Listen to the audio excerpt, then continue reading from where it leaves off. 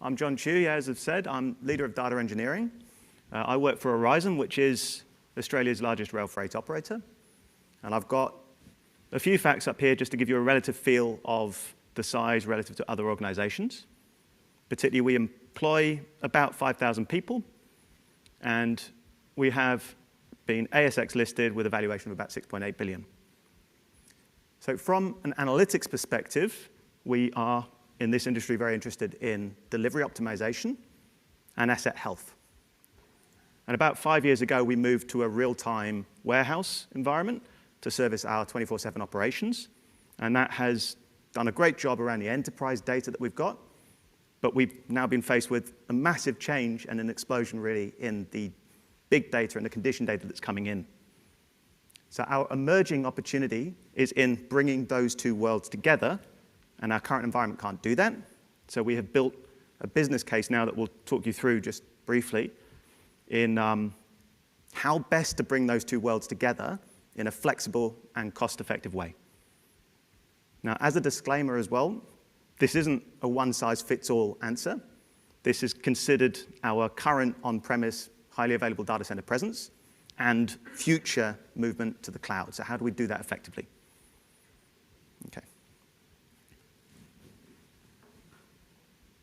So how do we propose to do that? How are we doing it for ourselves?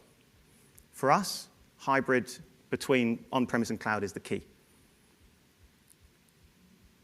So what we've got is we've made decisions on products based on this quadrant here, which is broken into two different types of workloads.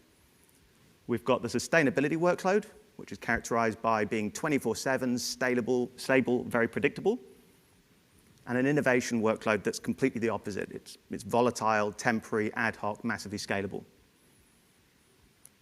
And what we've got is, in the top left, sustainability. This is for cloud. We're using what is fit for purpose. We're trying to make decisions based on what is best for each of these quadrants. And for us, cloud is awesome at raw data ingestion. It's very cost-effective for that, and storage.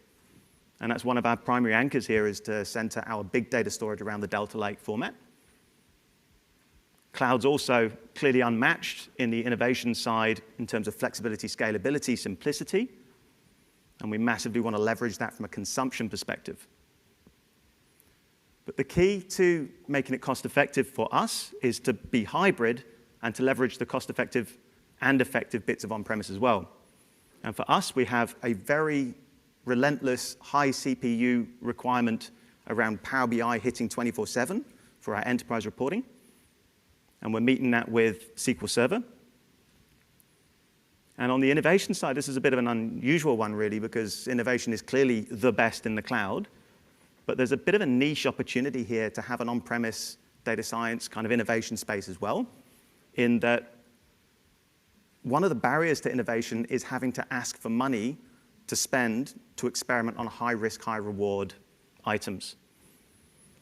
What we've got here is the ability to justify that where it's needed and where there's a good case and where we've got strong business backing with confidence. But we've also got the opportunity to play without asking anyone for approval down in the bottom right-hand corner, up to a point. And the other really nice side effect of that is the partnership with Talend.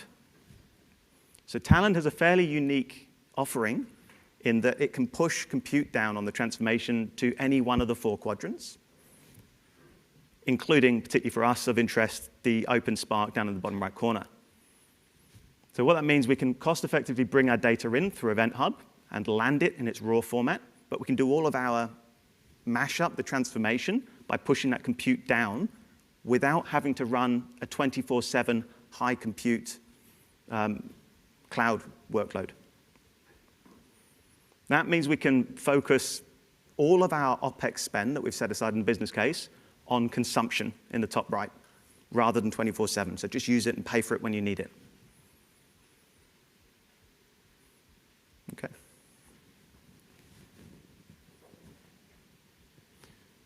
So this is a very busy slide. I'm not going to talk to it in detail, but I wanted to include something here just to show where the technology choices before fit in the broader context. In particular, you can see with the Talend as the preference for replication from SQL Azure, and also this push down to on-prem for the transformation compute.